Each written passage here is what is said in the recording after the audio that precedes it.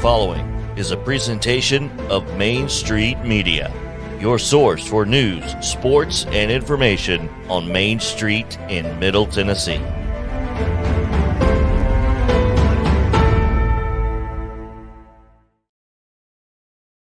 Flags. 30 years of the best sports talk in Middle Tennessee, featuring Tennessee Radio Hall of Famer George Plaster, Tennessee Sports Hall of Fame coach Watson Brown, and Young Guns Billy Derrick and Michael Cindric. And now, here's your host, George Plaster.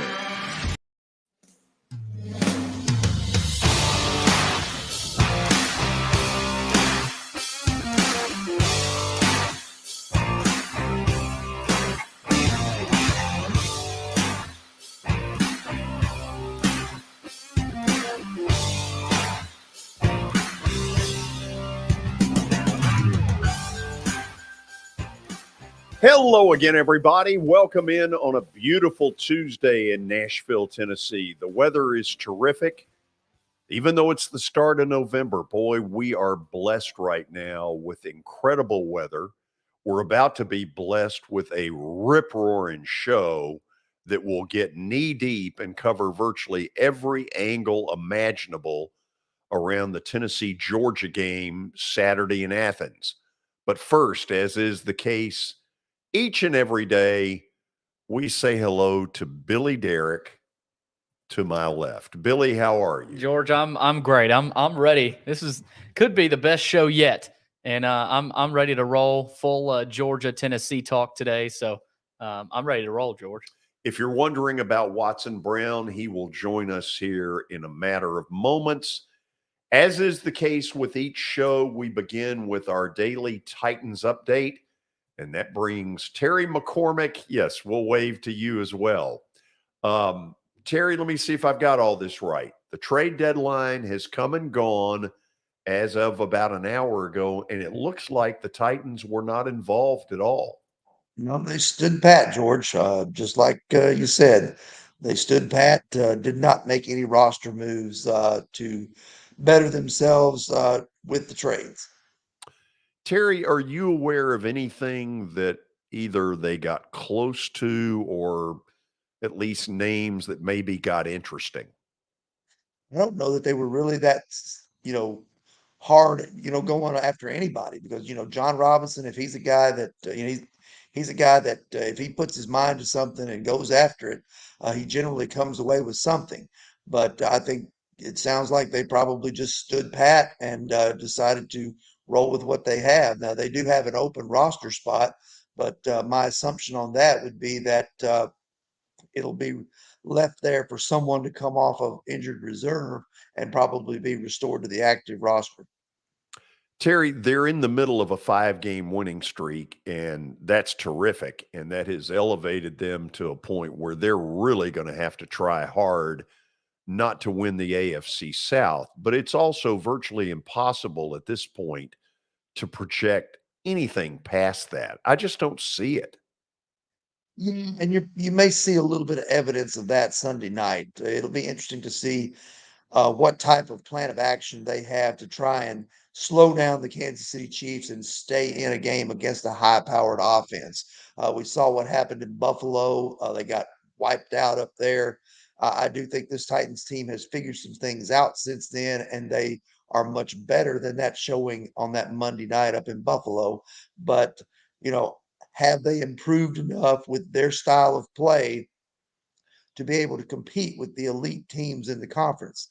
And I think we're going to get the first real test of that Sunday night in Kansas City. Terry, my guess is you're going to tell me, look, you're a day early and $1 short. Anything on Ryan Tannehill and what the illness is? No, nobody said anything, but I will tell you this. In the media, I guess, the schedule that's been sent out, Tannehill is scheduled to speak to us tomorrow. So the assumption would be if he's scheduled to speak with us, that he is well enough to do that and is past whatever illness may have beset him this past weekend. Okay, let's go back to something you said earlier. I agree with you. They're certainly better prepared for Kansas City right now than they were when they had to take on Buffalo in week 2. What do you think they have figured out on the defensive end? Well, I think they've just been able to get the right people in the right places. They've stopped giving up the explosive plays in the pass game that had plagued them for the first 4 or 5 games, even games that they had won some. They were still giving up a lot of yards in certain aspects.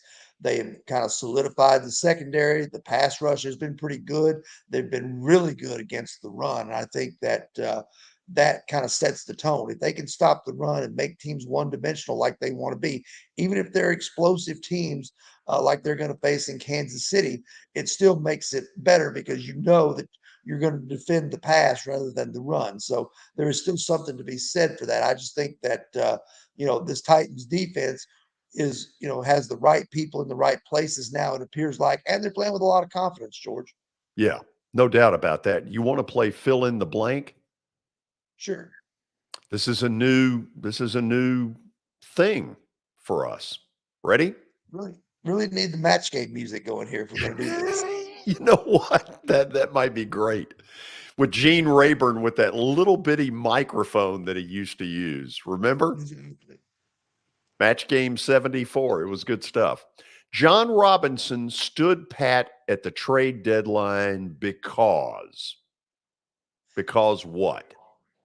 Because I think he felt like that maybe that there wasn't enough out there that he could get in return to give up draft capital and try to get this team to another level. I just think that it's a situation where they kind of are what they are right now, running the football with Derrick Henry, hopefully getting Ryan Tannehill back this week to even things out a little bit and make themselves a little less imbalanced toward the run.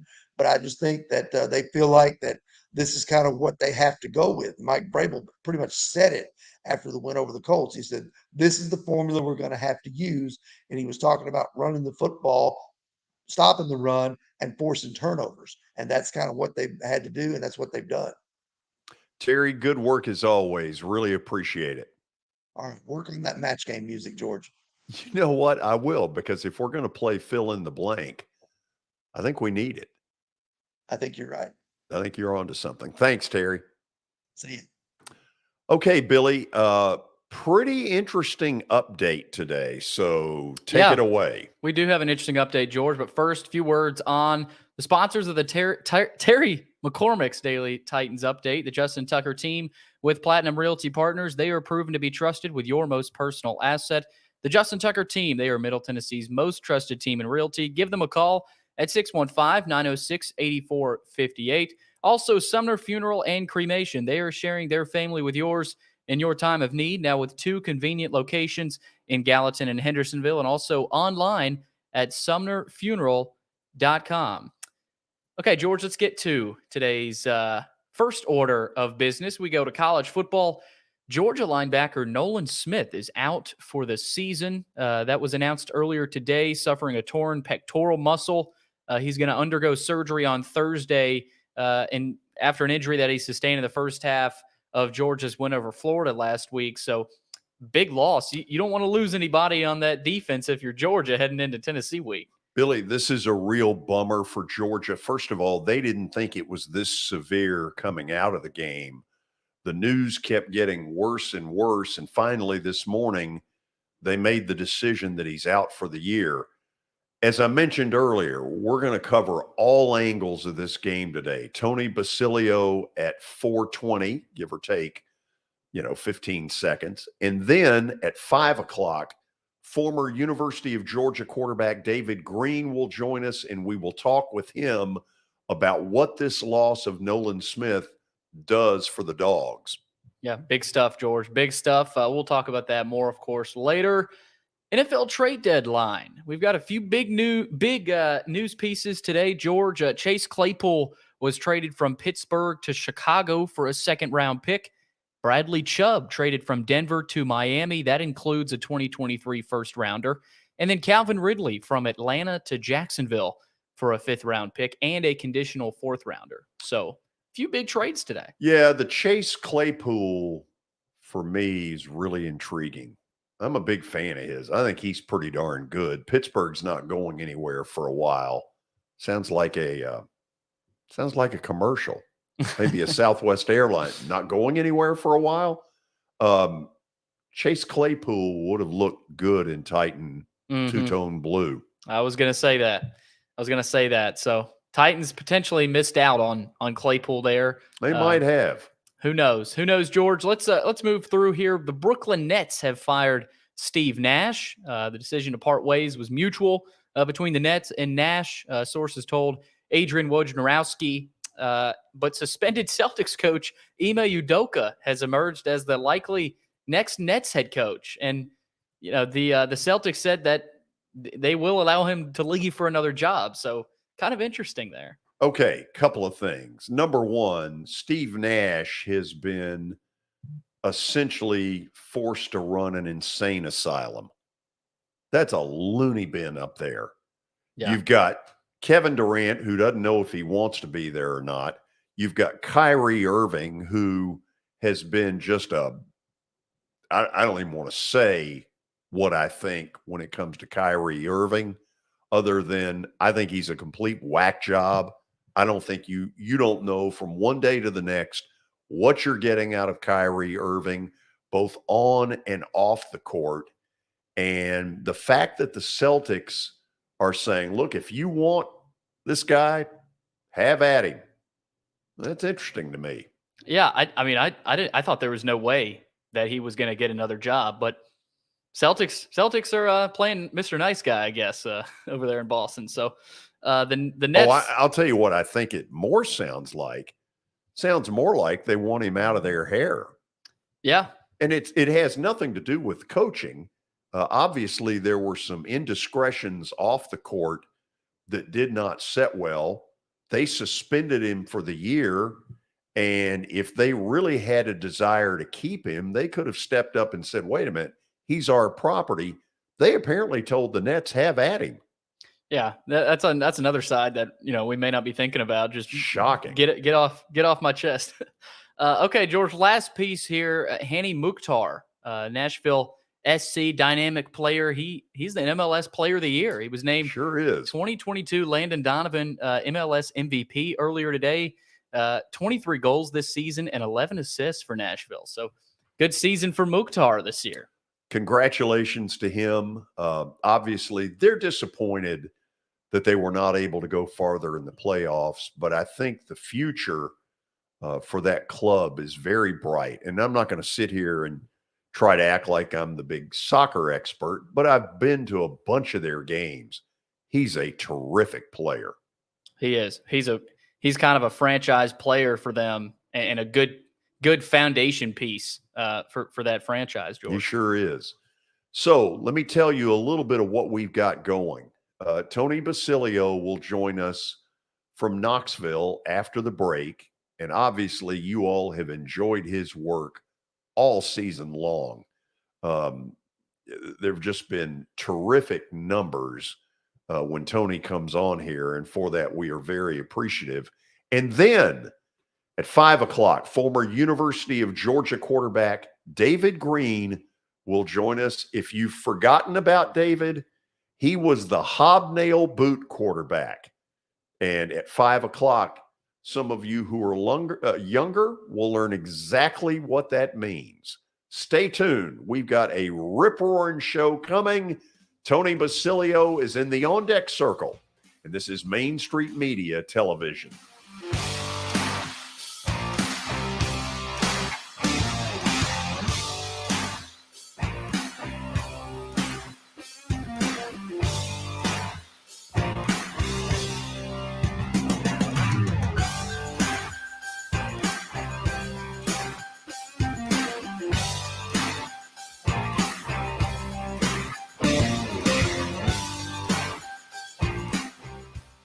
Buying or selling a home can be a very personal experience. Why not go with the team that receives nearly all of their business from referrals? Clearly a trusted name in real estate. The Justin Tucker team with Platinum Realty Partners has sold more than 500 homes in the last 7 years. Voted best in Sumner County multiple times. Proven to be trusted with your most personal assets. Call the Justin Tucker team with Platinum Realty Partners at 615-906-8458. The Justin Tucker team with Platinum Realty Partners, Middle Tennessee's most trusted team in realty.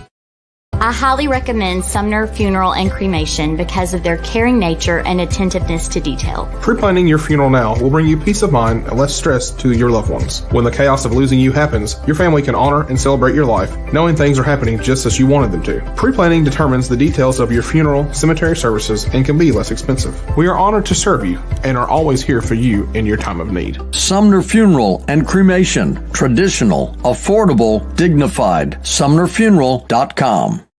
Jody Jones Dentistry can handle all your dental needs, from the basics to cosmetic procedures. All of this in the nicest dental facility I have ever seen. Jody has done it right. They're located conveniently at 55 Music Square East, and for an appointment, it's simple. Dial 615-259-5100 and tell them Plaz sent you.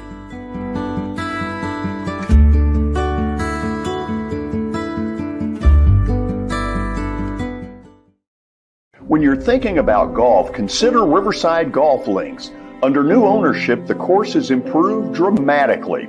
It's now 27 holes, complemented by a 9-hole executive course.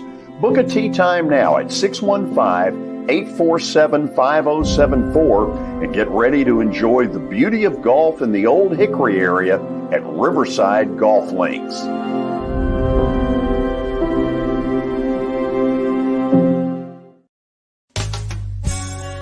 I'm Bart Durham. I was sworn in as a lawyer in 1963, and I've been working as a lawyer since then. We're a firm that does exclusively personal injury, a lot of tractor-trailer crashes. Insurance companies will open up their checkbooks when you force them to. We have systems that work. We get the most money for our clients in the shortest amount of time. I'm Blair Durham. My dad and I want to help. Give us a call at 615-242-9000. This is Eric Berner with Rockcastle Wealth Advisors. I help people in the pursuit of making their money live as long as they do. People hire me because I use a customized, individualized, and personal approach for the person I'm working with. Everyone's situation is different. If you've lost a spouse or a parent and want to make sure your inheritance is utilized and does not just disappear, I can help with that. Call me at 615-235-1058 or email Eric at rockcastlewealth.com.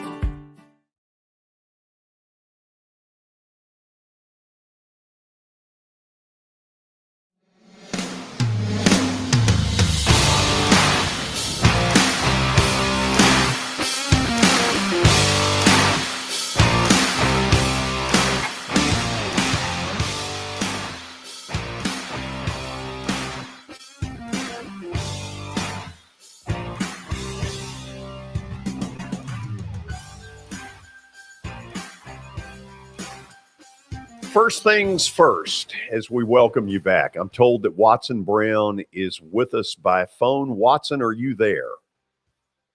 George, I think so. Can you hear me? Yeah, listen, I'm sorry for the struggle. Hopefully we can get this worked out at some point and get your smiling face back in here. I know you miss it, so we'll keep trying.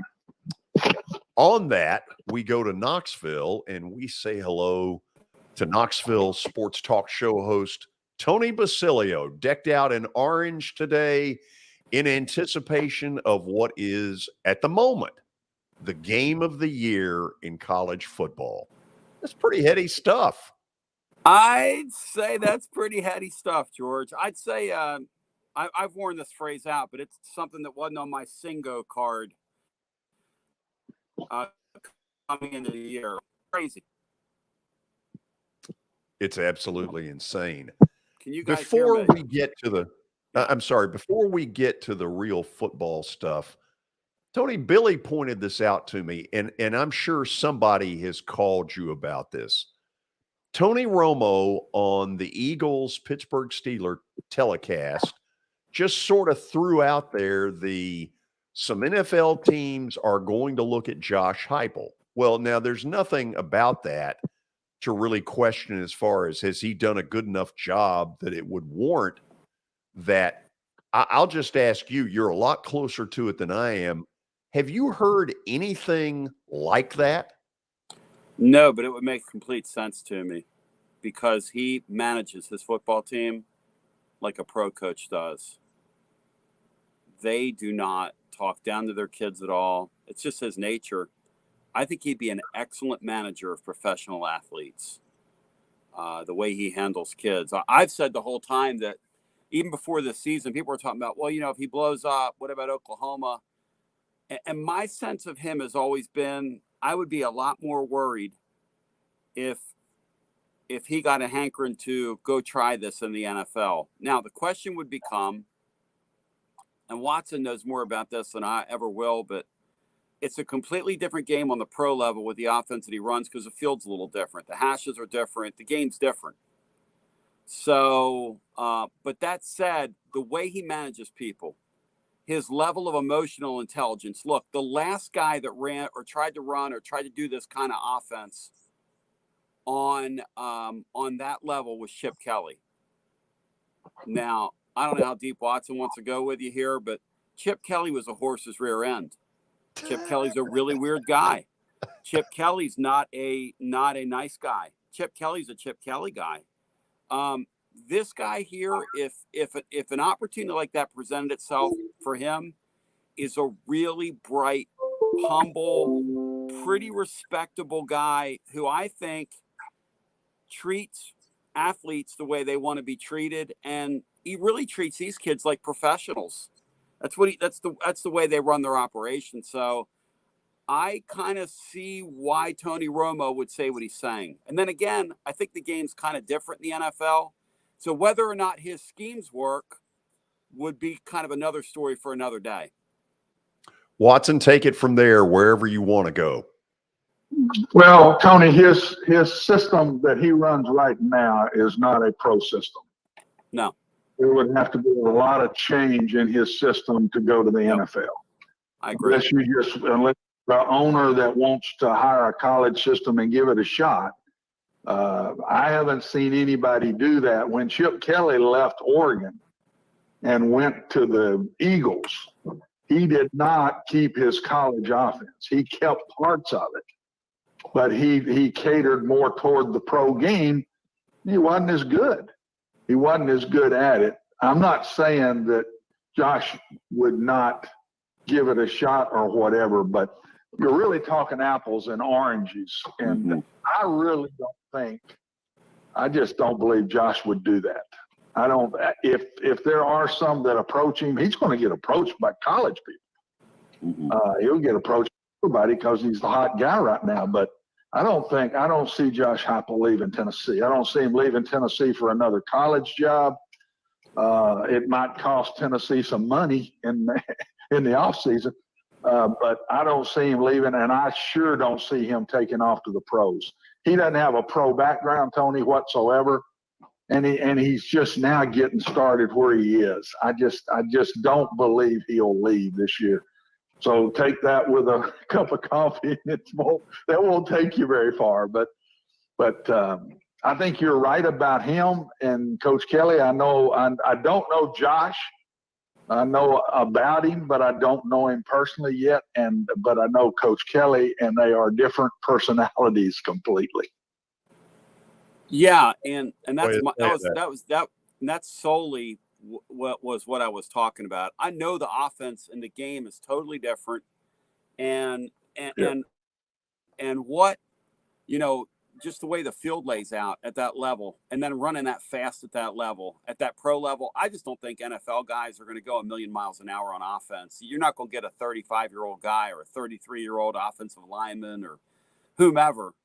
You better have unbelievable success if you want to get those guys to go that fast and do it all the time.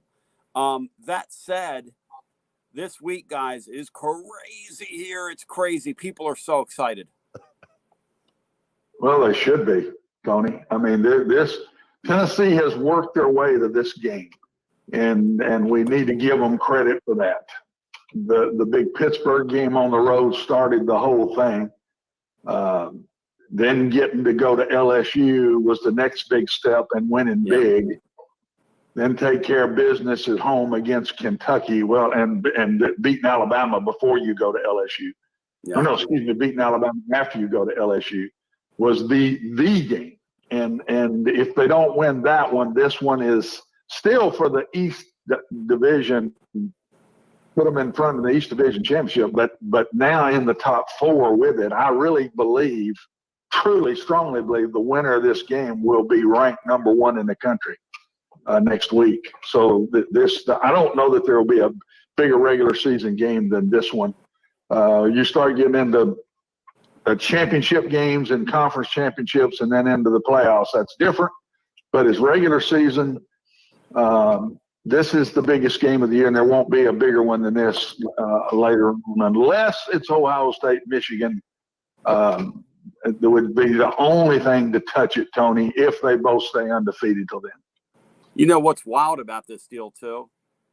And George was saying it before, but nobody here dreamed this was possible. Nobody. I don't care who you are. I mean, you could say, oh, well, we all thought internally that we could. I mean, that's great. Those guys did. I mean, nobody thought they'd be in this game. I mean, I love all that talk. You love all that talk. We all love all that talk.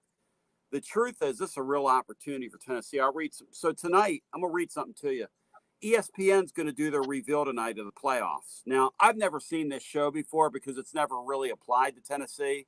And to be honest with you, I've been so bored with the top of college football because it's the same 3 or 4 usual suspects. It feels like they're playing their own different game, and everybody else is just kind of out here, doing whatever it is they're doing. Tonight, a lot of people think Tennessee is going to be the number 1 seed in this thing when they reveal this. That this is just the initial reveal. It really means nothing. I'll tell you how much it means to our fan base, though. I'm going to do a call-in show after this like it was a game itself, right on my website at tclub.team, and we'll have thousands of people listening, and we'll have calls from all over the world because the expectation is that Tennessee will be number 1 here. And I say to this fan base, anytime you get a chance to wave your finger in the air, we're number 1. With everything these people have been through, let's do that. There have been 8 playoffs, okay? The team that gets the number 1 seed the first night, which is tonight, makes the playoffs 7 out of 8 times. The team that gets the number 2 seed, which could be Tennessee tonight, or Georgia, or Ohio State, whomever, they make the playoffs 7 out of 8 times. The team that gets the number 3 seed, which the expectation is that's Ohio State coming into tonight. That's the expectation. They make the playoff 1 out of 8 times so far in the 8 years we've had this thing. The team that gets the number 4 seed on the first TV show, and again, it's a TV show, makes the playoffs 4 out of 8 times. So if Tennessee lands in slots 1 or 2, they have an excellent shot of making the playoff according to the numbers here, 7 out of 8. So 7 of 8, 7 of 8, 1 of 8 for the 3rd slot, and then 4 of 8 for the 4th slot, which I think those are fascinating numbers. No, I think that really is. But this is, to me, Tony, a wee bit different because the weekend right after they first announced 2 of the top 4 are playing each other. Yes. That changes everything in a week. In 1 week's time, that whole thing changes. So I'm not sure how long that'll last for Tennessee or Georgia because I think the loser falls out of the top 4 if Clemson wins. If TCU wins, one of them falls out and got to work their way back in again. So all you're saying leads right back to Saturday in Athens. The winner of this game is really sitting pretty and the winner of this game might even lose to Alabama if they win the rest of their games. Might lose to Alabama in the SEC championship, Tony, and still get in. So this is a huge football game. The loser's got to fight back up again and hope some people get knocked off. The winner is sitting on the perch and might even stay in the top 4 if he loses the SEC championship game. That is if they beat South Carolina and Missouri and Vanderbilt. But there's no reason they don't do that unless there's injury or whatever. It's just the biggest game of the year, and the only one that can touch it would have been Alabama-Tennessee, which was unbelievably good. And then the other one that can touch it, Tony, is Michigan-Ohio State, if they're both undefeated when Michigan goes to Columbus. So it's just neat times, and just congratulations to everybody where you are, because it's really people don't understand how hard it is to get to this point. And but then let's talk about the game. Yep. This one really, I've been saying Tennessee was going to beat them. When I watched Georgia play Saturday, I'm back to 50-50 with it. I didn't think Georgia's offense was good enough to score with Tennessee. I think it is. I think they're right there with Alabama's offense, and those two tight end sets they get in, that balances you up defensively. Tennessee's got their hands full. So I think Georgia can score with them, and I think Georgia's defense is better than Alabama's defense. So I think of the two teams that Tennessee's played, this is the better one. They don't get to play them at home. They got to go on the road. Saying that, there's no doubt they can still win the game. I saw today, Tony, their best pass rusher is probably not playing, Georgia's. I just saw that over looking up something, and I think Nolan Smith, outside linebacker. That's out right, for Coach. the year. Yeah, and not only is he's their best defender. He leads them in pressures on the year. He leads a team in sacks on the year. He's the guy who's like a spiritual leader for him, kind of the coach on the field type.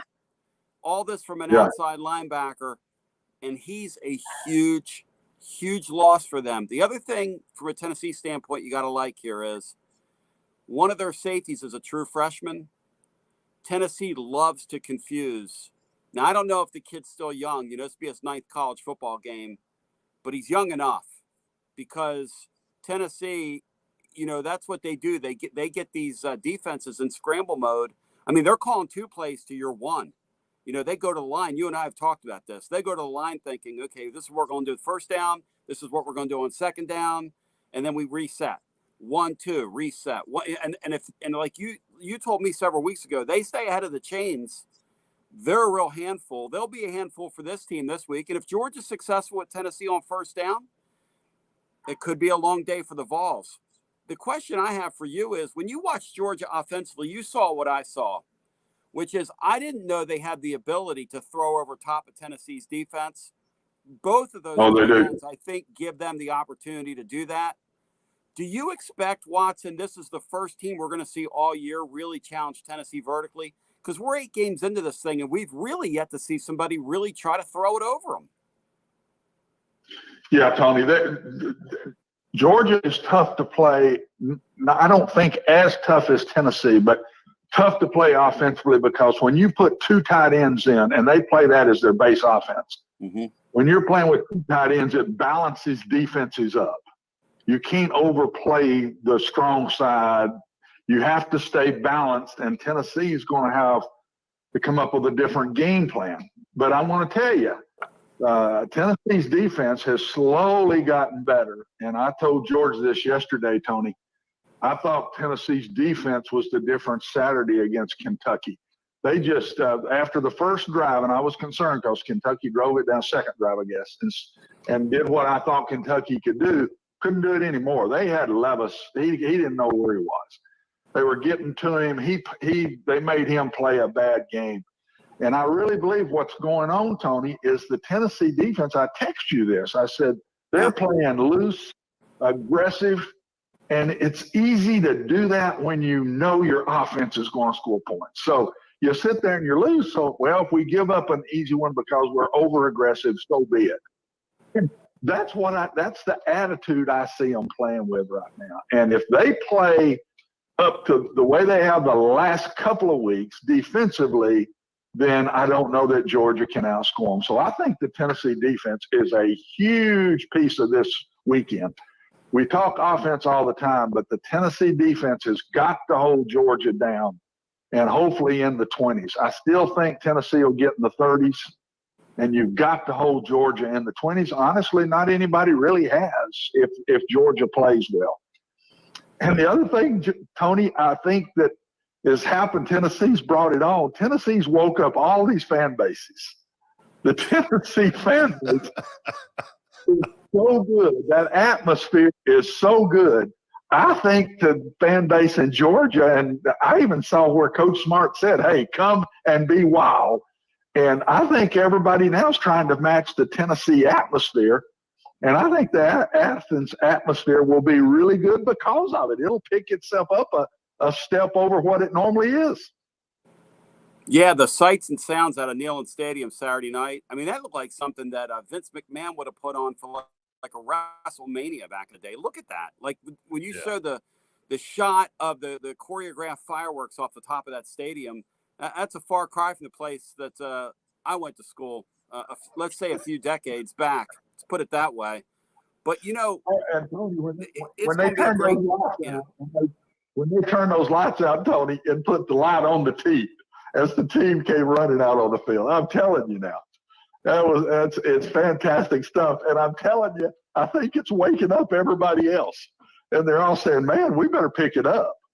We better pick our pace up when the balls come to town. So I think it's going to be wild again. I can't wait to see the game. I think it's going to be a fantastic game. And Tennessee, Tony, the one thing I'll say, they're battle ready now. They've been in tough games now. They've been in games they were not supposed to win. They won with Alabama. And they've been in games they were supposed to win that they won. And I think they're battle tested. They've been in a tough place at LSU. And I don't think they'll bat an eye when they go to Athens. I don't. In that way, I think it's a very big positive. I don't think 5 weeks ago we could have said that. But after what they've been through now, I think they're battle tested. You know, you mentioned the Pittsburgh game. I think this Tennessee team that's out here right now would beat that Tennessee team that played Pittsburgh by a couple scores. They've come a long way since then. A long way. Yes, and a long way in confidence. Yeah. That's where they've gotten better on defense. Yep. The secondary Saturday was the best I've seen them play. If there's a weakness on the Tennessee team, it's the secondary. But they played their best game Saturday. And they got to get after the quarterback. They cannot let him stand back there because they've got weapons too. They've got to get after him. And I think the one that controls the running game the best may win this ball game. The one that can't run it will be the loser of this game. Tennessee is a much better running team than everybody gives them credit for. And I saw Coach Smart say that early in this week yesterday. He said Tennessee runs the football much better than people think they do. They just run it in an unconventional way, but they certainly do. I mean, they run the ball. They run the ball more than they throw the ball. I mean, the numbers are this year. That's the way the numbers break out. I'll tell you this about this game that's really, I think, going to be really interesting is the big game aspect of it and the way this coach does not allow his team thus far to get pulled into this. You know what's different, though? Tonight, when ESPN flashes up there, what I think they're going to flash up, guys, which is at your number one, all of a sudden it's different. And I don't know why it's different, but the equation all of a sudden is different. And I don't know why that is. You guys could tell me why that is. But there's a magic to it. Yeah, there's something about it. There's a magic. By the way, The Athletic polled its 27 college football writers. Mm-hmm. You probably saw this. 21 of them say Tennessee will be number one tonight. Mm-hmm. We'll show that, by the way, at 5:20 this afternoon. So, Tony, inquiring minds want to know, is that a Phillies shirt you're wearing? It is. Good luck tonight. I love their crowd. We're going to need it. Yeah, I know it. I'm afraid, George, we're going to need it. But, you're probably right, but I love the crowd.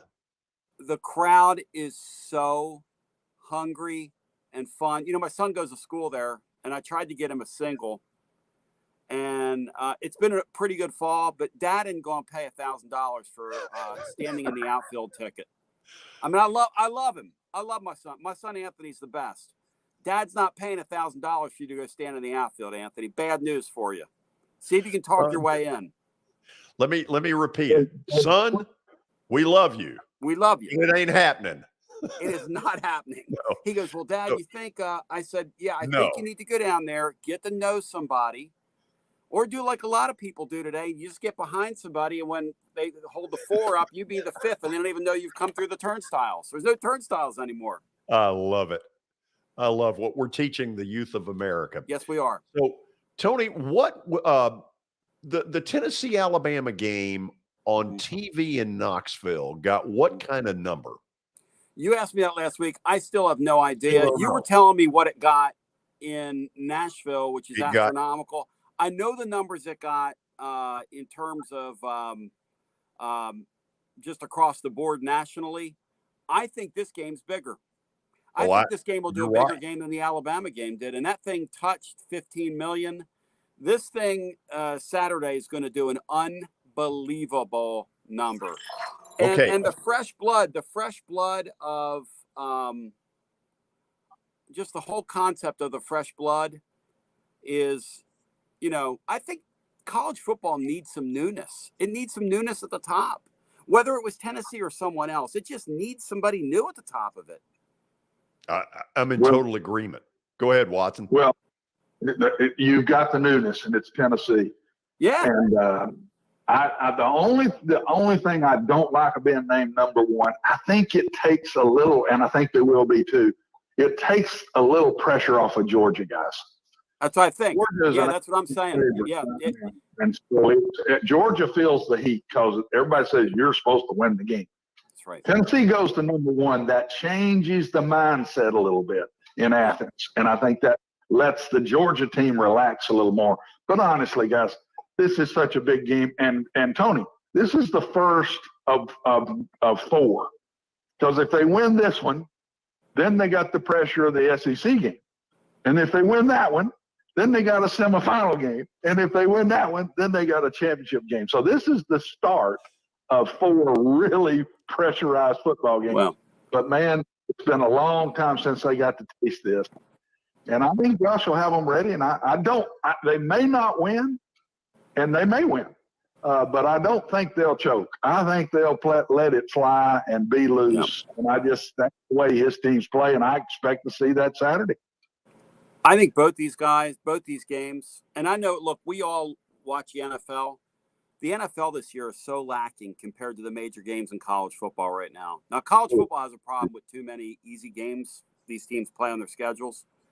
But, man, the NFL game, you take the entertainment that we're going to see Saturday, and you show me an NFL game where the game right now is 12-3, 9-6, what these numbers that are just, it's absurd how hard it is in NFL football to play any offense. And college, some would argue, might have too much offense. This game Saturday, Watson, I'm with you. It's going to have a perfect mix, I think, of big plays on offense and defense. And who knows, maybe some special team stuff as well. I think we're going to see a great football game, guys. I am so excited just to be a part of this week. And tonight, on my deal, we're going to talk about it. We're going to talk about a TV show on here and get excited about it. And why not? Okay, plug it again. Yeah. Because I guess we have to go to a commercial break here. Imagine that. So over on my website at tclub.team or on Twitter where you find me at Tony Basilio, as soon as they announce tonight, say Tennessee's name. That's what I've set as the benchmark. I'm going to jump in as soon as we see where they're ranked and take calls from people and talk about it. And what does this do for the week? And how do you feel? And, this thing was left for dead, guys. And it was less than 2 years ago that it was left for dead. I mean, this is a gift. This is a gift, as a God-believing person, the older I get, I take my gifts anywhere I can get them. And this is a gift, guys. It really is. It's fun. It's kind of like watching my Phillies in the World Series. I mean, George, were you expecting my Phillies to be in the World Series? Absolutely Heck no. not. I was expecting my Braves to be there. Thank you. And so was I.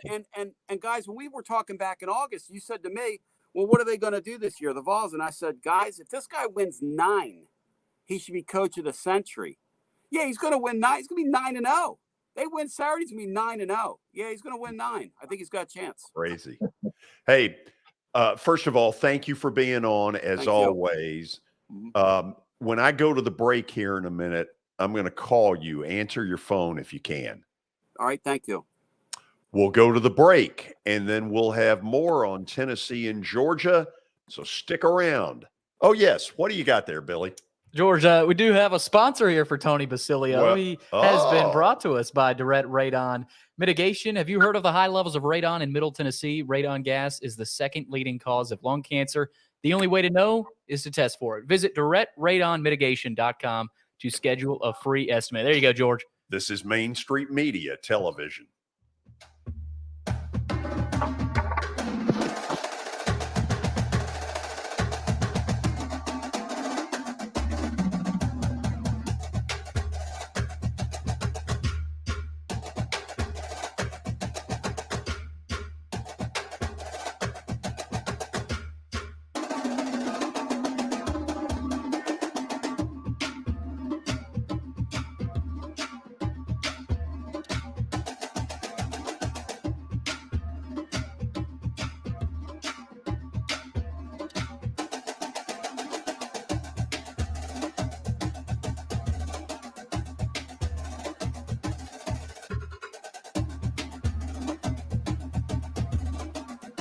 For Dustin Timmons and Joey Donnelly, they welcome every opportunity to serve and satisfy their clients. Whether you are looking to build your dream home or renovate your current home, their team will ensure that every client and remodel is unique, luxurious, completed on time, and within budget. Contact them today to set an appointment for a free consultation or to view some of their completed projects by logging on to DonnellyTimmons.com.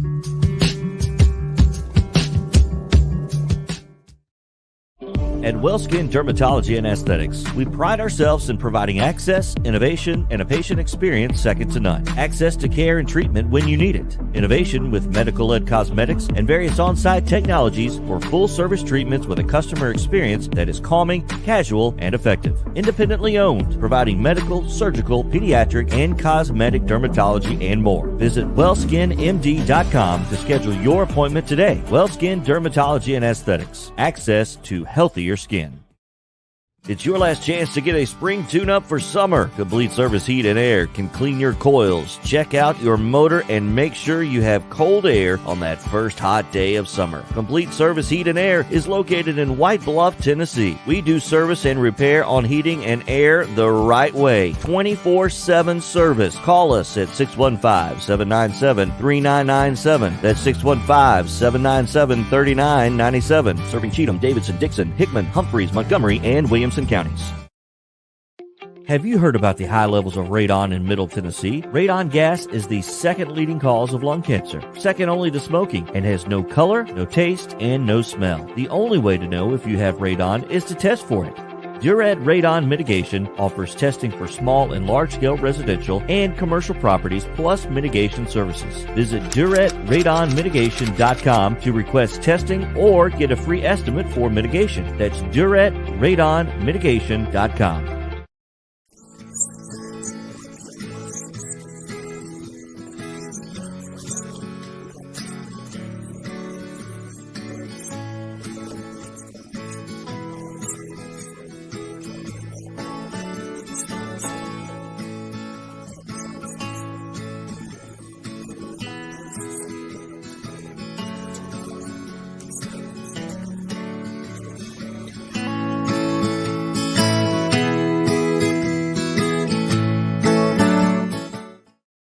Since 1865, the First Baptist Church of Gallatin on Winchester Street has served its community by catering to the least, the last, and the lost, providing a church of welcome used by God to save the lost, transform the saved, and impact its community. As a proud multi-ethnic congregation, Pastor Derek Jackson personally welcomes you to join them in fellowship Sunday mornings at 8 in person or at 1045 in person or online at firstbaptistgallatin.org. First Baptist Gallatin on Winchester Street, serving with open arms as a true church of welcome.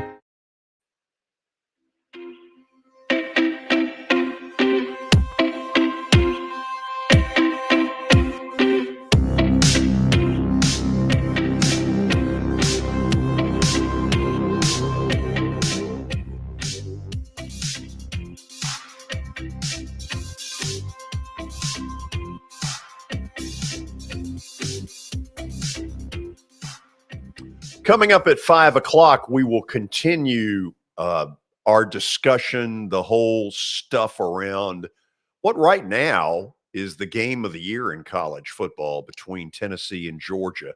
Former Dogs quarterback David Greene will join us. I think you'll really enjoy what he has to say about this matchup. Watson, I don't pretend to know what the ESPN college football power index is all about as far as the percentages of playoff possibilities. They call it their FPI playoff predictor. They've got Ohio State with an 85% chance of making the playoff. They have Georgia second at 70%, and Tennessee 60%, Alabama, Clemson, Michigan all right around 50%, and poor old TCU, which has had a hell of a year, at 11% in the 7 spot. Anything in that strikes you, surprises you, any of that? No, because I think Ohio State plays Michigan at home. That's the reason their percent is high. Right. That's their tough game left. Georgia plays Tennessee at home. That's why their percent is higher than Tennessee, and it should be. And so right there are the top 3 that we're talking about. And Alabama already has a loss, and Michigan's like Tennessee. They got to go to Ohio State. And then what is Clemson's? What's their percentage? Clemson is 51%. They're at number 5. They and Alabama basically right there together. And Clemson goes up if they win this weekend at Notre Dame. Yes. They will go way up. They're at 50 because they got to go to Notre Dame. And I don't think they just totally believe in Clemson yet. So that's what that one is. This is, George, this is a huge weekend because you think about 3 of the top 4 are big game. Clemson's got to go to Notre Dame, big game. Right. Probably their biggest game of the year because nobody on the other side is a great team for the championship game. Looks like my brother's going to be it. But they lost 3 starters or 4 starters for the season Saturday against Pittsburgh. Yeah. So Notre Dame is the game right now. And Athens is the game right now. And Alabama gets by LSU, they're home free. They're basically going to the championship game against either Tennessee or Georgia. So this is a huge weekend. I don't know. I can't remember who Ohio State and Michigan play, but I don't think it's anything big that either one of them have. So, but just think about those games right there that are this weekend. A lot's going to fall out this weekend, and the 2 biggies to me, because I think Alabama will beat LSU. The 2 biggies are, can Clemson win at Notre Dame, and who wins the Tennessee-Georgia game? Okay, I'm going to put one kind of in your mind. Just remember you heard this. In the playoff, the way it's set up now, 1 plays 4, 2 plays 3. Mm-hmm. One of those combinations could be Georgia and Tennessee again in the Peach Bowl in Atlanta on New Year's Eve. You know, if Georgia is in, they're going to be in Atlanta. Think about that. No, it could very well be. This don't end it at all. No. And the way the winner of this game, of course, neither one of them are going to lose any of these latter games they have. The schedule gets really easy for both of them after this game. So the winner of this game goes to the East, and Alabama beats LSU. They go to the West. So the winner's playing Alabama. And the key is if Georgia beats Alabama or Tennessee beats Alabama, then the other one on the East moves way up the ladder. Yes. If Alabama beats Georgia or Tennessee, it's going to be a little tougher. Then who do you take between the 2? The winner of the game, I guess. I don't know. It's crazy few weeks. It's a crazy few weeks, and that's what I just explained to Tony. This is Tennessee as it is Georgia's. This is the first of 4 major games if you keep winning. If you lose the game, you kind of have to sit back and wait till other teams get beat. But the winner of this game basically now goes to the SEC championship. Stop and then there. you've got to then win that one. So there's some big football games left. After the break, we'll have stat of the day. I tried to put my name behind it. Not quite yet, George. Stat of the day, and then my interview with former Georgia quarterback David Greene. You're going to want to see that, whether you're a Tennessee fan or a Dog fan. He's got some interesting stuff to lay out there. Stick around. This is Main Street Media Television.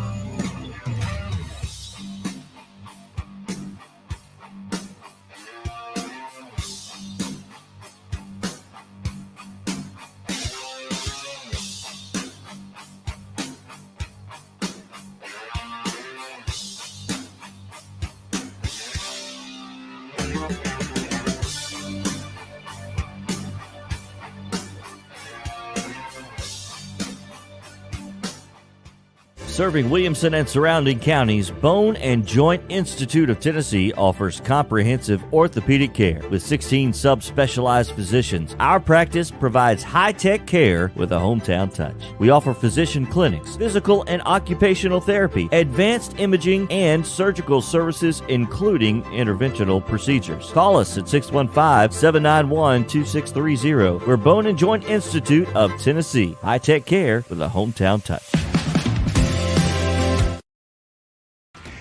After Hit has become the baseball store in Tennessee.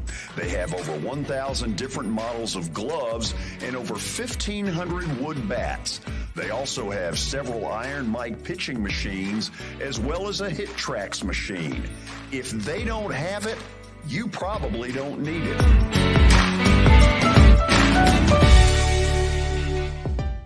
We're proud to call Hit After Hit the official shirt provider of the Plaster and Friends Celebrity Bowling Night.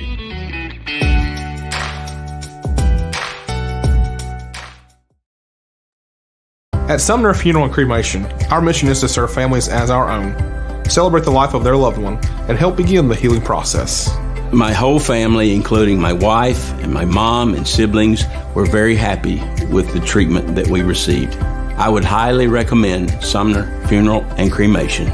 We offer funeral, burial, cremations, and pre-planning services. Sumner Funeral and Cremation. Traditional, affordable, dignified. SumnerFuneral.com.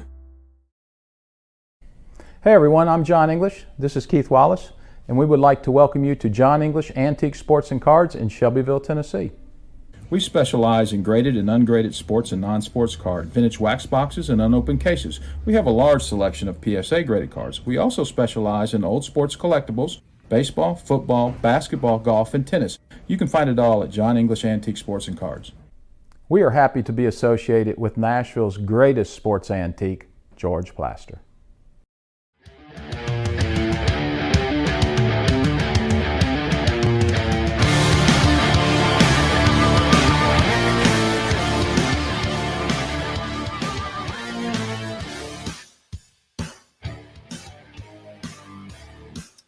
All right, it's now time for Stat of the Day, presented by John English Vintage Sports and Cards. You can find them over in Shelbyville, Tennessee. They've got memorabilia, trading cards, antique and historical sports equipment, games, advertising, and many other sport-related items. Of course, they're open Tuesdays through Fridays from noon to 5 o'clock and Saturdays from 10 a.m. to 5. Visit them online at johnenglishgradedcards.com. Also, Eric Berner with Rockcastle Wealth Advisors. Call Eric at 615-490-7052 or visit rockcastlewealth.com for more information.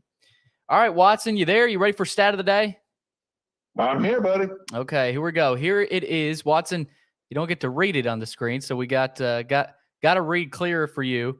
Which NFL team has the longest active drought without a shutout victory? Are you kidding? That's a different level Good Lord, that's 31 years worth. Which has the longest shutout record? Has the longest drought without a shutout victory. Somebody needs to talk to Michael. Right. He's getting a little carried away here. Listen, you guys rung off 3 straight. Well, it took everything I had to, Kirk Cousins. I pulled that out of you know what? I-40. Yeah. God, I don't. It'd be a little bigger than I-40. Wow. Okay. Before we dismiss this question, any thought popping into your mind? In the world could we possibly? Okay. This could be years. I mean, it's been the worst defense for a long time now. I don't know. What the hell? Let's go Detroit Lions. They've been bad for a long time. What do you think? Detroit Lions. Sounds good to me. Detroit Lions. Okay. It is the Washington Commanders. As a tribute to little small stuff, Daniel Snyder. That's kind of a cheap shot there by Michael. Who would have ever thought? Who would have thought it? Okay, well, you know what? If you at home got that, God bless you. Gold star. Are we now officially into the 5 o'clock, or the fact that I'm seeing a 5, just making that up? No, you're not, George. Okay. We are into the 5 o'clock hour, getting ready for David Greene, former Georgia quarterback, to check in with us. But first, a few words on Middle Tennessee Bone and Joint Clinic. They combine state-of-the-art orthopedic service with a family atmosphere. Whether it's a sports injury, a sprained ankle, or a major joint replacement, MTBJ has the staff, training, and equipment needed to take care of any patient in any circumstance. Visit them on the web at mtbj.net for more information. Okay, well, they caught me. That's my bad, George. We are going right into that. Well, let's do that then. Right into the interview with David Greene, former Georgia quarterback. Promised earlier, we are joined by former Georgia quarterback David Greene, who is down in the Atlanta Gwinnett area. David, how you doing?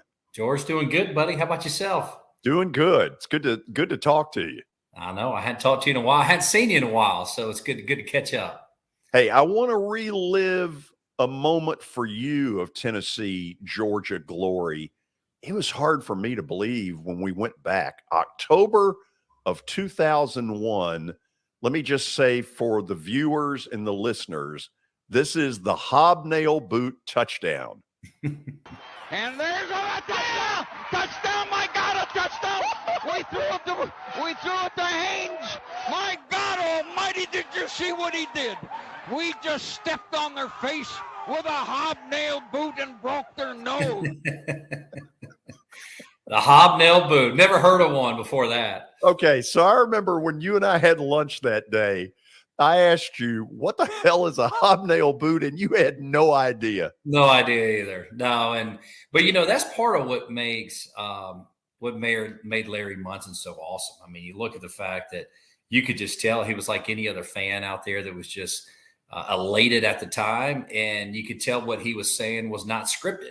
I don't even know if he even knew what he was saying in that moment, but he was obviously so excited that we were able to come back. Look, he had suffered a lot. I mean, he had suffered through so many seasons. I don't think we'd beaten Tennessee at Tennessee the 20 years before that. And so he was like a lot of Georgia fans that had suffered many years. So when we got that win, it was a lot of joy and a lot of frustration coming out for a lot of people. How often does the hobnail boot get brought up to you? Well, still a good bit. I mean, I think with most Georgia fans, they would say when they think about my career, they certainly think about that play as one of the biggest. Now, I would say that the play to Michael Johnson at Auburn was probably the biggest play because there was more on the line. I mean, it was the SEC, the SEC East was on the line. If we didn't win that game, we don't go to the championship. But certainly, you take the play, you give the circumstances, Coach Rick's first year, we're trying to get the program turned around. And then obviously Larry Munson's call, with it being one of the top handful of calls that go down in Georgia history. And given the nature, he's talking about hobnail boots and everything else. It was a cool moment. It's cool to be associated with that play. Yeah. Did he ever say to you, hey, by the way, on your touchdown today, this is what I called it? No. And I think I actually saw him on the bus after the game. And I can generally say, like, I don't really think he even knew what he was saying. And like I said, that's kind of what's so cool, is it's not really scripted. He's just kind of being authentic at that time. And no, he never mentioned it. And if you've ever been around Larry, I mean, he was an interesting guy to begin with. And a pessimist. And that's the thing that drove me nuts. Totally. Always been an optimistic guy by nature. And then you got Larry over there who was, here we go again. This was totally empty. It was totally Larry. And that used to drive me crazy. David, he and my dad were big buddies. And they from his Vanderbilt days. And so I knew him growing up. And I can remember calling him. I had done a Georgia Tech Virginia game up in Charlottesville. This was 2006. He was, 83, 84 years old. And I'm listening all the way home on WSB out of Atlanta, and he still got it. Now, I know his eyes failed him somewhat at the end, but I remember I called him a couple of days later, and I was like, I could only hope to be what you are at this age. He was amazing. He was unbelievable. And, what a tough position to step into. And Scott Howard's just done a fantastic job, the voice of the Dogs, obviously, for a number of years now. But, nobody quite like Big Larry. I want to run this by you. You didn't fall out of a turnip truck football wise. So you're sitting here watching Josh Heupel and what they're doing. Sure. What is the sauce that he's found that nobody seems to be able to stop? Well, I think he's come up with a plan. Obviously he's got Hooker at quarterback. He's got these players believing that they can play. And I'll tell you, the majority of this game is mental. He's got this game plan where they got the up tempo. The plays, the offense that he's designed is working. They spread the field out and force you into these one-on-one matchups that they've got some really good athletes, and they're winning a lot of those battles. And when you try to play coverage, they've shown they can run the ball. And when you try to bring pressure, they show they can beat you in those one-on-one matchups. And the defense is coming around and playing good enough to where they can win ball games. And so I think what he's done is he's shown that the players have bought into his game plan. They're having success, and now they've got the confidence. And certainly the fan base has been starving for a while. And look, Neyland Stadium is one of the toughest places to play. I mean, when that team is good, I mean, it is rocking in there. So there's a lot of things going in the right direction. I've got some good buddies that are Tennessee fans, and I said it last year. I said, Tennessee's got their coach. They finally hit the right one. You could tell that they had a plan. They were sticking to it. And I could tell even last year, I didn't know they were going to be this good this quick, but I could tell last year that they were on the right track. David, it got out earlier this morning about Nolan Smith out for the year. Yeah. What does that do to Georgia defensively and specifically in this game? Well, a couple things. One, I would say from a leadership standpoint, it's a killer. I mean, he's one of those guys that was not afraid to hold everyone accountable, get in somebody's face if they needed to. I think we miss his leadership as much as anything. From our defense, it's a killer. I mean, we're not great right now with sacks to begin with. We've been pretty good with pressure, but you take someone who's been around that long, I would say he's like a pro's pro. Of course, he's not playing pro ball yet, but I mean, he's a guy that plays the game the right way. He leads the right way. Tremendous player for us. It is going to hurt us, and we're taking a defensive front that is not been able to produce a lot of sacks, and you're taking one of our best guys out. And there's no question it's going to hurt. Now, look, Georgia does have a lot of depth. There's a lot of good players that get a chance to prove themselves and step up. But not having Nolan, certainly, it is going to hurt us. Do you look for anything out of Kirby, out of the norm defensively, that we're going to show them some things they haven't seen kind of mentality? I mean, look, I'm sure he's going to be very aware of his tendencies that he's shown to this point, and he's not going to try to be too predictable. The one thing that I think you cannot allow, which Alabama seemed to do, is decide to play coverage, allow, only rush 3, drop 8, and expect to stop their passing game. I think they proved against Alabama he can fit it in tight spaces. I think you got to be committed to, getting pressure on him and making him throw these tough passes and make him beat you in these one-on-one matchups. Look, he's not easy to stop, clearly. Nobody's really been able to do it. But if you can get pressure on a quarterback and not allow him to stand in a clean pocket, it certainly makes things a lot harder. And I think Alabama, looking back on it, they would probably go, man, I probably wish we wouldn't have played coverage as much as they did and try to get a little more pressure on them. Tell me a little bit about Stetson Bennett, because it's almost like a made-for movie. Nobody wanted him, goes to JUCO for a while, he's 4th string, and suddenly he's good enough to win a national title, and you're like, that's a movie. It really is. And, we knew he was good a while back. I mean, the year they went to the national championship with Jake Fromm, there used to be talks out of Athens that, hey, this scout team quarterback, back when Roquan and those guys were still here, there was a lot of talks from those defensive guys said, hey, this Stetson Bennett is shredding that starting defense, which is a really good defense. I think Kirby learned only early on that, this kid's a great competitor. They knew not only could he throw, he could run the ball, which I think Kirby's talked about time and time again, how much he enjoys being able to use Stetson's legs, to hurt a defense. And then when he finally got his opportunity, look, I don't think he was ever supposed to be the guy. But when he got his shot, he proved that he could do it. He could handle the moment, that he was a great competitor. Was it always perfect? No. And was he playing with the same poker chips as everyone else? The answer is no. I mean, he was playing in it. If he would have really messed up bad at any time throughout his starting career, they would have probably yanked him pretty quick. But he played really well. And so much so that, there's 5 stars that are sitting on the bench, and he's the guy that's leading the team and led them to a national championship last year.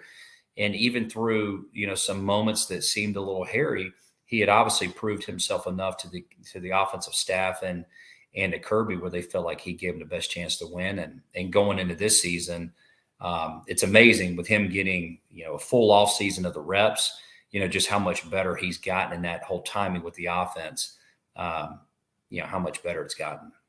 David, you got 2 quarterbacks that are both 25 years old. How big an advantage is that for them?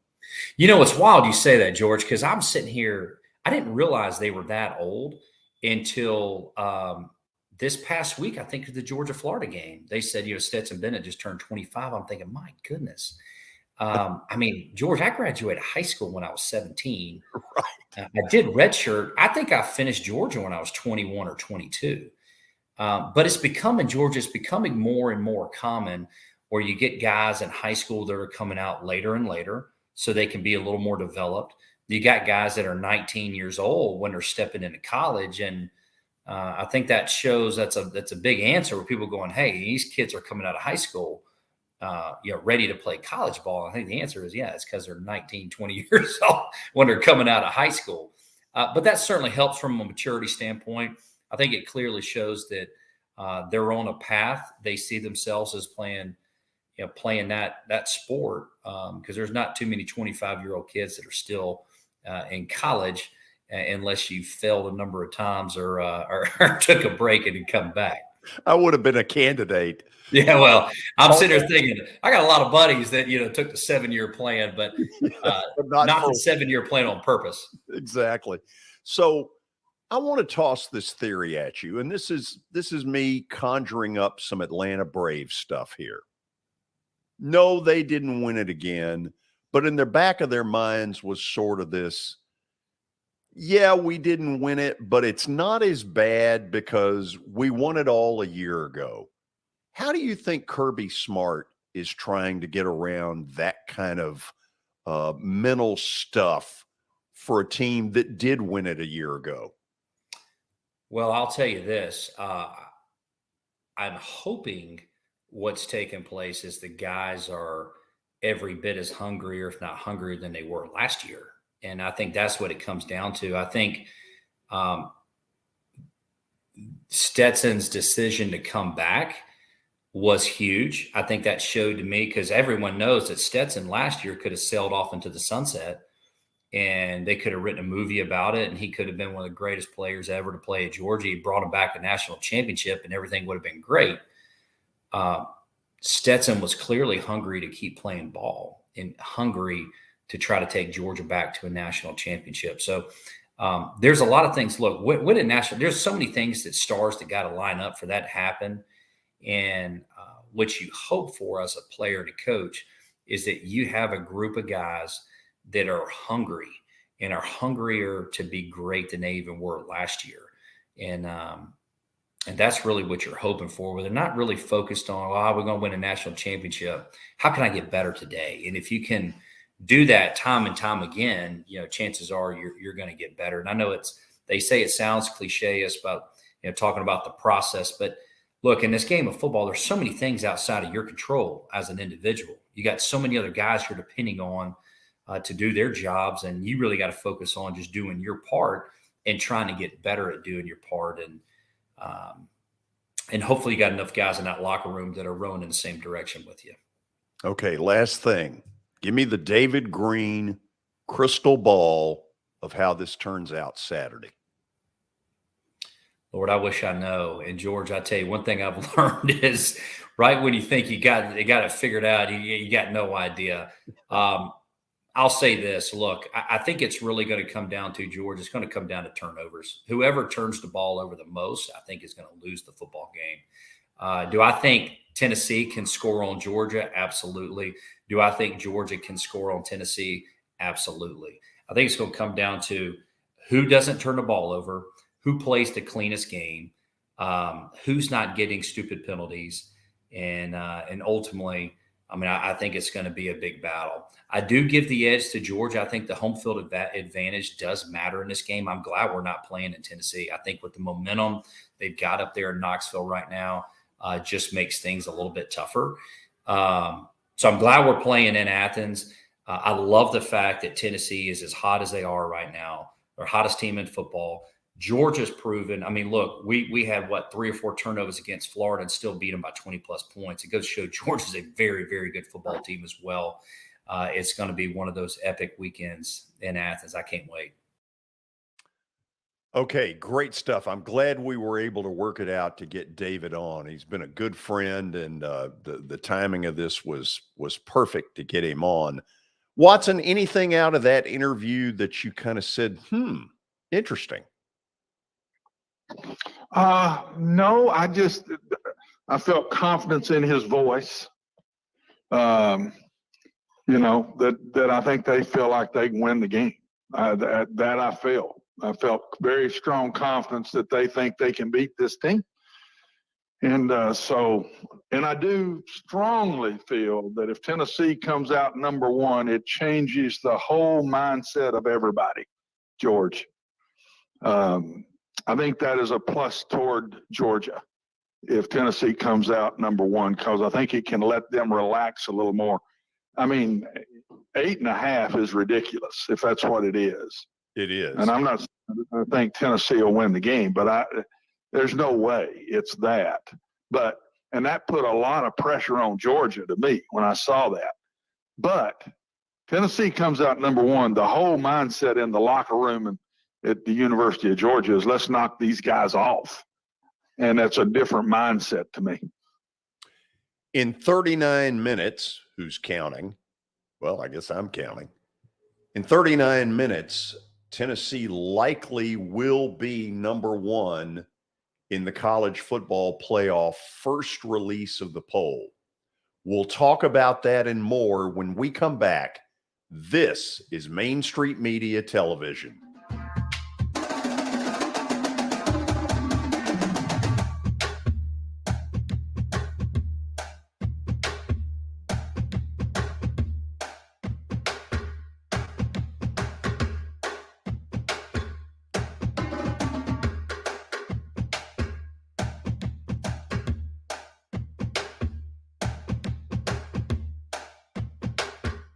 Buying or selling a home can be a very personal experience. Why not go with the team that receives nearly all of their business from referrals? Clearly a trusted name in real estate. The Justin Tucker team with Platinum Realty Partners has sold more than 500 homes in the last 7 years. Voted best in Sumner County multiple times. Proven to be trusted with your most personal assets. Call the Justin Tucker team with Platinum Realty Partners at 615-906-8458. The Justin Tucker team with Platinum Realty Partners, Middle Tennessee's most trusted team in realty. I highly recommend Sumner Funeral and Cremation because of their caring nature and attentiveness to detail. Pre-planning your funeral now will bring you peace of mind and less stress to your loved ones. When the chaos of losing you happens, your family can honor and celebrate your life, knowing things are happening just as you wanted them to. Pre-planning determines the details of your funeral, cemetery services, and can be less expensive. We are honored to serve you and are always here for you in your time of need. Sumner Funeral and Cremation. Traditional, affordable, dignified. SumnerFuneral.com. Jody Jones Dentistry can handle all your dental needs, from the basics to cosmetic procedures. All of this in the nicest dental facility I have ever seen. Jody has done it right. They're located conveniently at 55 Music Square East, and for an appointment, it's simple. Dial 615-259-5100 and tell them Plaz sent you.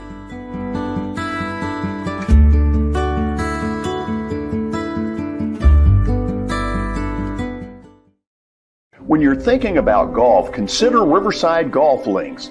Under new ownership, the course has improved dramatically. It's now 27 holes, complemented by a 9-hole executive course. Book a tee time now at 615-847-5074 and get ready to enjoy the beauty of golf in the Old Hickory area at Riverside Golf Links.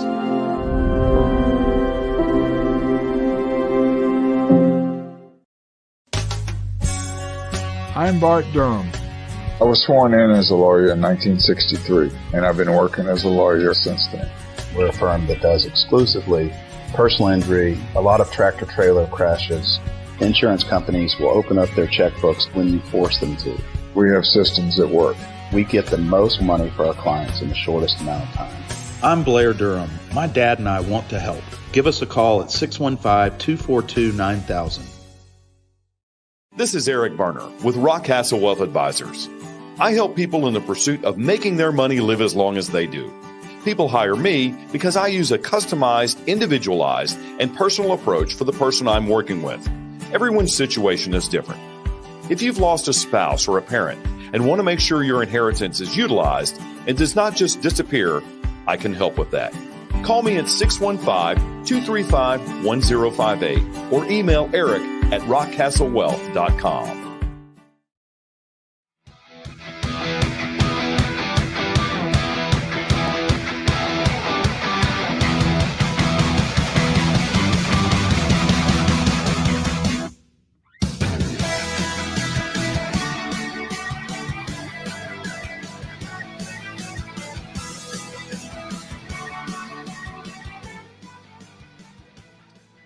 Hey, first of all, if you are watching us live, thank you. Thank you very much. If you're watching us live, this story got out less than 5 minutes ago. Watson, Michigan State has added 4 more players to their suspended list off of what went on Saturday night after the game.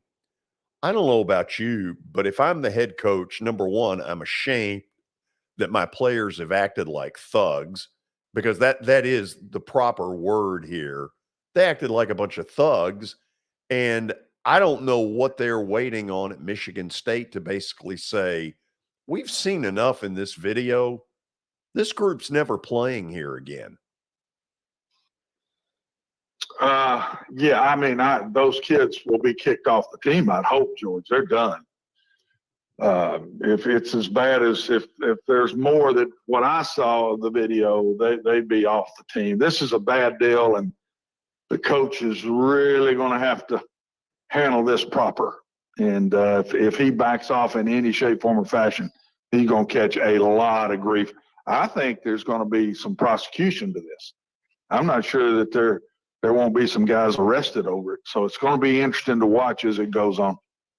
Now, not that this should cause what went on, but I do think the Big Ten and frankly, college football in general is going to have to rethink these one tunnel, Notre Dame and Miami going at it, in South Bend, this thing here. You're asking for trouble. That's a powder keg waiting to explode. Yeah, I've been in those. The Texas-Oklahoma one was that way. The Liberty Bowl, it's that way. Or it was. Sure. I don't think it still is. But every year we played those guys. When we played in the Liberty Bowl at Mississippi State and played Air Force. I mean, it's dangerous when you're in the same tunnel. And isn't it amazing that Harbaugh and Franklin got into it the week before? Yes. Franklin blamed the tunnel. Harbaugh blamed Penn State and Franklin for near problems. And lo and behold, if it don't turn around and have a problem the next week. So I think the Big Ten will look at it. I don't know what Michigan can do. It's been that way forever. When I was a player, we were in the same tunnel with them. So Michigan would have to figure out something different, and I'll bet you that the Big Ten makes them do that. Yeah, I mean, Kevin Warren, and I don't know what he's waiting on, should have issued by now something to the teams that says, look, until the end of the season, the home team goes in that tunnel first. The visiting team goes second. Okay, and coming into next year, I don't give a damn if you have to build Noah's Ark. By August of 2023, I expect to know that each one of you have a plan that has two separate places. I mean, is that hard? Well, the first and second is not hard as far as leaving the tunnel to go out to the game, coming back in at halftime. But when a game's over, it gets really hard because you don't bring your whole team in at the same time. Everybody's shaking hands. There's a lot of things go on after a game, and players come in, filter in as it comes. That one would be near impossible, and that's where this one was a problem. It was after the game when there is no come out as a team, go in as a team. You're coming in as 3 or 4 at a time together or whatever. And there's not supervision of that other than police that should be lined up all up and down that tunnel. But I think they're going to have to you're going to have a problem if you're coming in out of the same tunnel, George. Yeah. They've got to change the tunnel. They've got to change dressing rooms somehow, even if you take a few seats away and build another one somewhere underneath. I don't know, but I think it's going to have to be changed because this has been dynamite that could have happened any number of times. Oh, gracious. I can remember leaving the field when I won the Oklahoma-Texas game, and the winner is giving the other side all kind of grief, and I lost it on the last play of the game. I lost it on the last play of the game my second year, and, man, you're catching it as you're going in. It's dynamite. Something needs to be done with it. Yeah. Okay, so now you say, who's counting? I'm counting. 30 minutes from now, the first release, which normally is a big snooze. And frankly, the only reason anybody cares at this point is because Tennessee is right up there. I get that. But The Athletic, which has done great work, they've got 27 college football analysts. So they did a poll and asked those 27, how do you think tonight will turn out? Watson, 21 of them said Tennessee would be number one, 3 for Georgia, 3 for Ohio State. In second place, and I'm reading these because as you all can tell, Watson's on by phone today. The second place was 3 for Tennessee, 16 for Georgia, 8 for Ohio State. Third, Tennessee got 3 votes, Georgia 8, Ohio State 12, Michigan 2, TCU, Clemson, each with 1. And I will admit, I found Tony's stats about that pretty interesting. Yeah, the stats, though, to me, go out this weekend in this game right here. This game might not have been played for 3 or 4 weeks. Very seldom do you come out with this, and it's the biggest game of the year the weekend you come out with it. And so I just think throw those stats out because of who wins. The stats go up for one this weekend and go way down for the other one over the winner and the loser, George, to me. Watson, I would assume, and I'm going to run through why I think this, that CBS and Channel 5 locally will have an even bigger number than the Tennessee-Alabama game, if for no other reason than the first go-round, Tennessee-Alabama was a home game for the Vols in Knoxville. A lot of people from the Nashville area travel there. Now, that's not to say that a lot of people won't travel to Athens, but it'll be less. It'll be considerably less. And it's an even bigger game. I didn't think that was possible, but it is. No, it's the Alabama game made this the big game. And you're not going to get 2,000-3,000 people in Sanford Stadium. It's Tennessee. So there's going to be another, that 100 out of that 100,000, probably 97 of them are having to watch it on television. Right. So they're going to pick up some more eyeballs watching it on TV that didn't even watch the Alabama game. But the enormous build up to this game, it's been going on for a month. Matter of fact, it started as soon as Tennessee beat Alabama. It started right then, and it's just been a build up. And Georgia took care of business last weekend in Jacksonville, and Tennessee took care of business in Knoxville. So it's on, and it's time to play. And honestly, I can't wait to see it because Georgia has got more tape now to watch Tennessee than Alabama had. They got the Alabama tape. They got the LSU tape. They got the Kentucky tape. I can tell you from watching all 3 games, all 3 of those teams played them differently. And so Kirby's getting to sit there and watch 3 SEC teams play them, see how they lined up and what they tried to do to stop them. And I can't wait to see what his thought process is. But I don't think he'll sit back like Alabama did and let the quarterback stand there and throw the ball all day long. I don't think that's going to happen. And really, nobody has really come after Tennessee in those 3 games. LSU didn't really come after them. Alabama sure didn't come after them, and Kentucky didn't come after them. So I got a feeling, Georgia's going to come after them more than Tennessee's seen in a while. Are you saying they send the kitchen sink, or it's little 5? They're going to bring 5 guys, a lot more than anybody has in any of these games. When you bring 5, you're basically man with 1 free safety on everybody, and you better get there. So I think everybody has thought we can't get there, right, so let's defend. And I think Georgia's got to do that more because they've got 3 games of good SEC teams that didn't come after them. Kentucky tried to bring 3, and they busted 2 coverages, and other than that, they did a decent job. I thought the Tennessee defense was the difference in the game. Still, Tennessee's offense scored, but it was just 2 busted coverages by Kentucky that gave up 2 easy scores. So I just think they're going to go between 3, 4, and 5 and mix it good and bring 5 more, much more than anybody else has so far against Tennessee. Not that Tennessee can't handle that. I'm not saying that. I just think it'll be the first time we've seen anybody bring 5 or more as much as I think Georgia will do.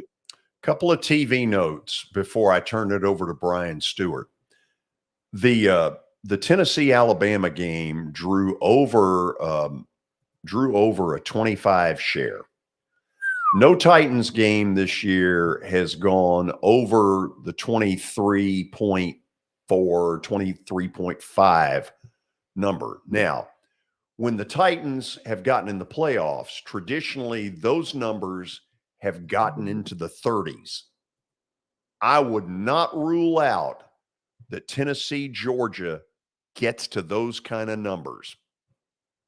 I'm dying to see where that all plays out.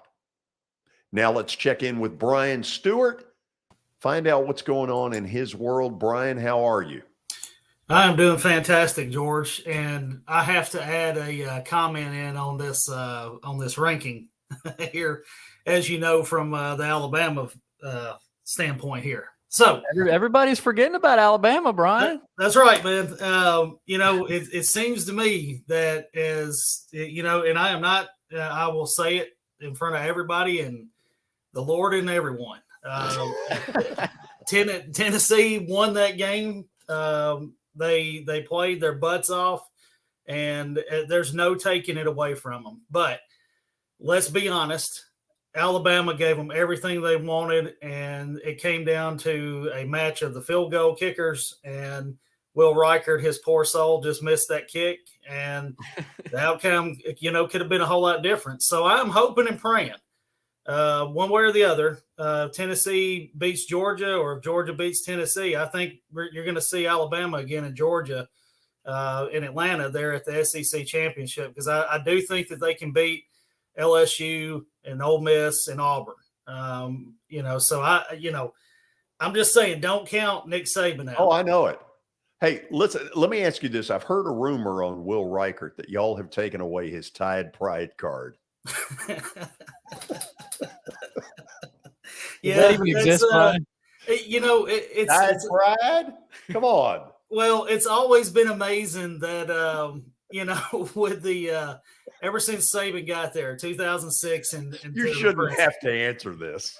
Well, it always amazes me that we have number one, ranked classes coming out every year, and no matter what, it seems like we always have a problem finding a kicker. Yeah. I mean, it just absolutely amazes me. I'm like, nobody in the state of Alabama or surrounding states can kick a football when it comes to Alabama football. So, I don't know. I think Will Reichert is still a heck of a player. And, I couldn't imagine. And I think anybody puts himself in that position, being on that field in that moment with all those people, screaming and carrying on.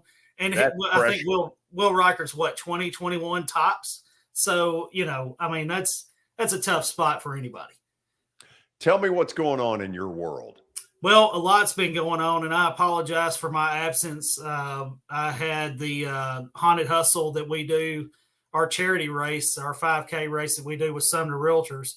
That benefits Habitat for Humanity, and we did that Saturday morning. So Thursday and Friday, I had pre-race registration and packet pickup going on. I'm very happy to say, George, I think that, giving back to the community and doing what we can to help people in need is what I think it's all about. Amen. We're all putting food on the table, of course, but, any chance that we have to help somebody else, that's what One Stop Realty and Auction is all about. Anybody that knows me knows that I am constantly in the community trying to do what I can to help. And this weekend, we were able to raise over $16,000 off of our 5K, and it was just an amazing weekend. I got my birthday was Sunday, so everybody at the race sang happy birthday to me, so that was pretty cool. You want to skip me singing, though? Yeah, well, that's why I was glad. Happy birthday, but no singing. I was glad that those 100+ people out there sang to me. And, I was looking for you, George, at 4:30, 5 o'clock in the morning, see if you were going to show up. But yeah, it was a great weekend. It's back to business today. We got the first of the month here, and we're trying to get people into these houses by the end of the month. So, we've got the charity stuff still going on. We're going to be doing some stuff for Christmas coming up, and it's hard to believe that it's already the holidays coming on us. So just look out on Facebook and Instagram, follow us there. Look at us on our website, One Stop Realty TN. Give us a call. Look, we're always involved, and we're here to help. So if you want to get involved in the community, or you need help finding a property, we're your people. Well said. Let's do it again tomorrow. George, thank you. Watson, Billy, y'all have a great one. Beautiful. See you, Brian. See you, Brian. Okay, we'll go to the break. We'll wrap things up with Plaster Bet of the Day. Last night, I had the Phillies, and they got rained out. So no win, no loss. Let's see what we do tonight on Main Street Media Television.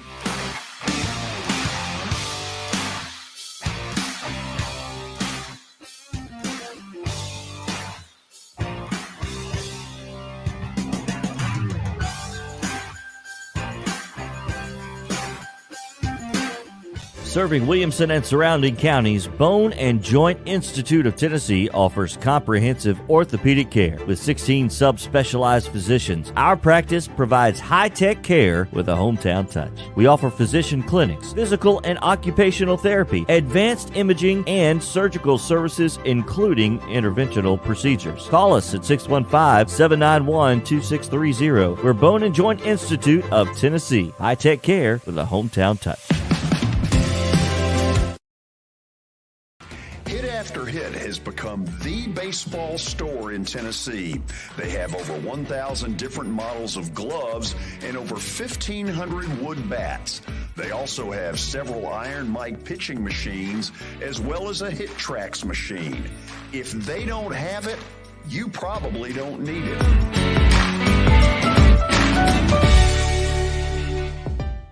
We're proud to call Hit After Hit the official shirt provider of the Plaster and Friends Celebrity Bowling Night.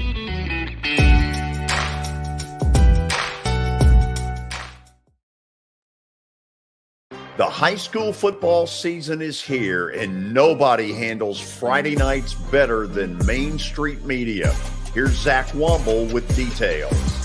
That's the name of the game here at Main Street Media and Main Street Preps. Is, we've been doing this for a long time now, and I think you hit on it. We've got an army of reporters across all of Middle Tennessee. I think there's about 130 schools in the Middle Tennessee area, and we try to cover all of them. We cover about 11, 12 counties at this point. And those Friday night shows, it's we're gonna show that off. We're gonna showcase the talent that we have on the field with reporters across several mid-state games on the weekly basis. So, whether you're in Williamson County, whether you're in Giles County or Murray County or Montgomery or Robertson or anywhere in between, we're going to have you covered from 6 to 11. Friday Night Live is presented by the Tennessee Highway Safety Office, where fans don't let fans drive drunk.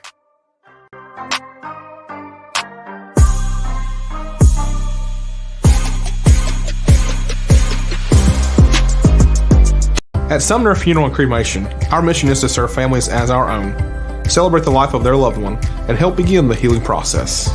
My whole family, including my wife and my mom and siblings, were very happy with the treatment that we received. I would highly recommend Sumner Funeral and Cremation. We offer funeral, burial, cremations, and pre-planning services. Sumner Funeral and Cremation. Traditional, affordable, dignified. SumnerFuneral.com.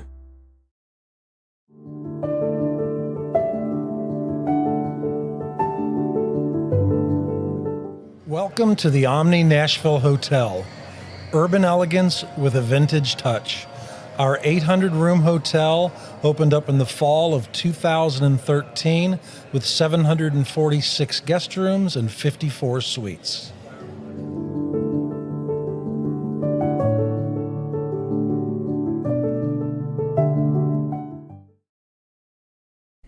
Hey everyone, I'm John English. This is Keith Wallace, and we would like to welcome you to John English Antique Sports and Cards in Shelbyville, Tennessee. We specialize in graded and ungraded sports and non-sports cards, vintage wax boxes, and unopened cases. We have a large selection of PSA graded cards. We also specialize in old sports collectibles, baseball, football, basketball, golf, and tennis. You can find it all at John English Antique Sports and Cards.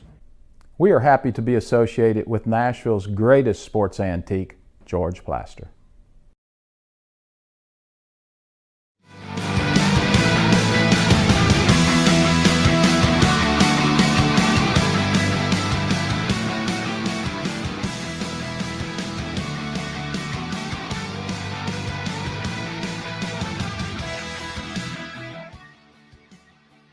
All right, you know what time it is. It's time for Plaster's Bet of the Day, powered by Bart Durham Injury Law. Since 1975, they have aggressively protected the rights of a broad range of victims of car accidents and personal injury in both Tennessee and Kentucky. If you too have seen your life interrupted by an injury on a highway, in a hospital, or at your workplace, let their attorneys do the work fighting for the full financial compensation that you need.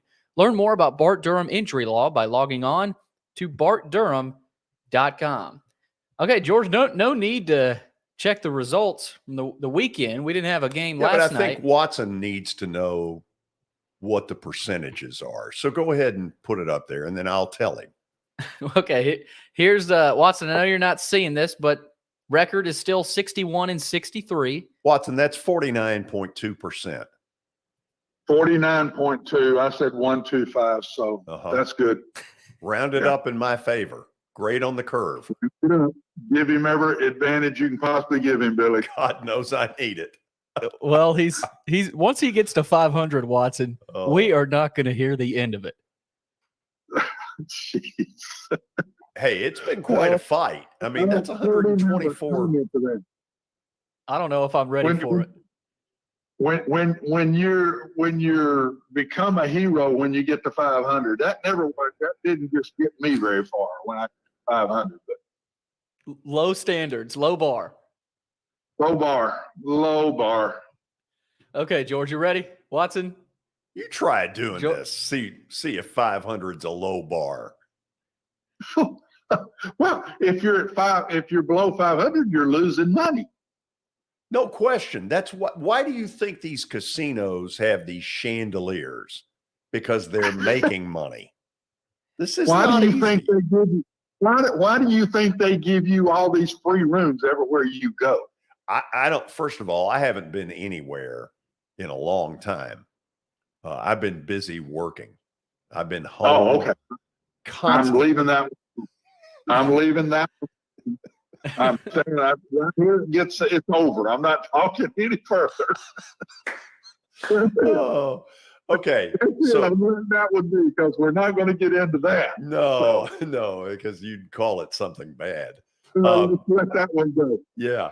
Okay. So let's tell people where we're going tonight. Okay. So, George, you're going with Philadelphia again. You were riding them last night, got postponed, plus 122 in Vegas right now. Here's the difference. The rainout has allowed the Phillies to go with Ranger Suarez, who they believe right now is a better pitcher than Noah Syndergaard. I don't necessarily agree with that. I'm a Noah Syndergaard fan. Anyway, I just think this crowd in Philly is going to will them to a win. They're going to be nutso. They're going to be Neyland Stadium nutso. And I'm going to go with that.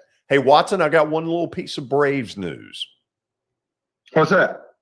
Dansby Swanson, about 30 minutes ago, awarded the Gold Glove in the National League as the shortstop. And that is the first of his career. That is a very deserved honor, man. No matter what he was doing at the plate over the last few years, and he's been a streak hitter, but it has never affected his play in the field, which has been incredible. So congratulations to Dansby. If you put a gun to my head and said, do you think he's re-signing? I think it's no better than 50-50. Yeah, this will help him. What a year to get the Gold Glove. Yeah. Right at free agency. So this will up his dollars even more. Tomorrow on the show, we'll hear from Vanderbilt football coach Clark Lee. Commodores take on South Carolina Saturday night in kind of a pressure game. This looks like their best shot to get a conference win, and in particular off the stink bomb that South Carolina laid Saturday against Missouri. Well, so, and with the 1982 team being honored, George, we might have old George McIntyre looking down on West End Saturday night. Might be something special. Who knows? Might be a pretty good offensive coordinator that came out of that bunch as well. Maybe so. Maybe so. Yeah, and his punishment for that is he works with me every day. Watson, No, go ahead. I said that's not punishment, George. You're nice to say that. Hey, we've missed your smiling face. Hopefully we can get this straightened out tomorrow. Well, let's hope so. See you then. All right, buddy. See you. Billy, behave. George, I'll try. All of you behave. This is Main Street Media Television.